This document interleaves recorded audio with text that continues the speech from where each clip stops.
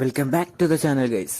എല്ലാവർക്കും പുതിയൊരു വീഡിയോയിലോട്ട് സ്വാഗതം. എൻ്റെ നടപ്പും എൻ്റെ പ്രവൃത്തിയും കാരണം പലരും എന്നോട് പറയാറുണ്ട്, നിന്റെ ജീവിതശൈലി വളരെയേറെ മാറി, നീ തന്ത വൈബായിട്ടുണ്ട് കേട്ടോ. എന്ത് പറഞ്ഞാലും ഇസ്ലാമിൻ്റെ ചിട്ടകളാണ് നീ നോക്കുന്നത്. നീ ഏത് നൂറ്റാണ്ടിലാണ് ജീവിക്കുന്നത്? ഇവിടെ ഇസ്ലാമിൻ്റെ രീതിയിലൊന്നും ജീവിച്ചിട്ട് കാര്യമില്ല. ഇവിടെ ഉള്ളിടത്തോളം കാലം അടിച്ചു പൊളിച്ച് ജീവിക്കാൻ നോക്ക്.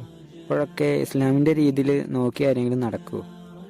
ഞാൻ പലപ്പോഴും ചിന്തിക്കാറുണ്ട്, ഇവര് മുസ്ലിം കുടുംബത്തിലായതുകൊണ്ട് മാത്രമാണ് മുസ്ലിമായി, അല്ലാതെ ഇസ്ലാമിനെ പറ്റി പഠിച്ചിട്ടൊന്നും അല്ല.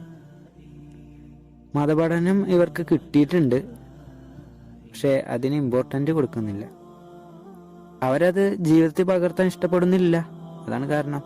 മറ്റുള്ളവരെ കണ്ട്, അവരുടെ സംസ്കാരത്തിലെ കാട്ടിക്കൂട്ടലും കണ്ട്, അതിലെ ട്രെൻഡും നോക്കി അത് ജീവിതത്തിൽ പകർത്താൻ ഇവർ റെഡിയാണ്. കുറച്ച് ട്രെൻഡായിട്ട് നടക്കുന്ന കുറച്ച് ഗേൾസ് ഉണ്ട്, തലയും മറക്കാതെ ആണിൻ്റെ വസ്ത്രം സമാനമായിട്ടുള്ള വസ്ത്രം ധരിച്ച്. അതിൽ പലരും ഹാജിമാരെ മക്കളാട്ടോ, ഉസ്താദുമാരെ മക്കളും ഉണ്ട്.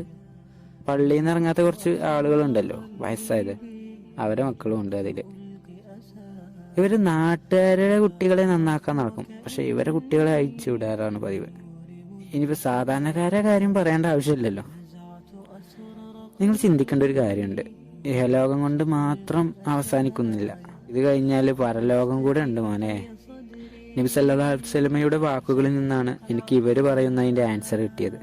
നബി സല്ലല്ലാഹു അലൈഹി വസല്ലമ പറഞ്ഞു, എൻ്റെ ഉമ്മത്തിങ്ങളിൽ ഒരു കാലം വരാനുണ്ട്, ആ കാലത്ത് 5 എണ്ണം അവർ ഇഷ്ടപ്പെടും, 5 എണ്ണം അവർ മറക്കും.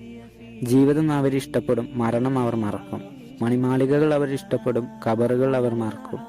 ദുനിയാവിനെ അവർ ഇഷ്ടപ്പെടും, ആഖിറം അവർ മറക്കും. സൃഷ്ടികളെ അവർ ഇഷ്ടപ്പെടും, സൃഷ്ടാവിനെ അവർ മറക്കും.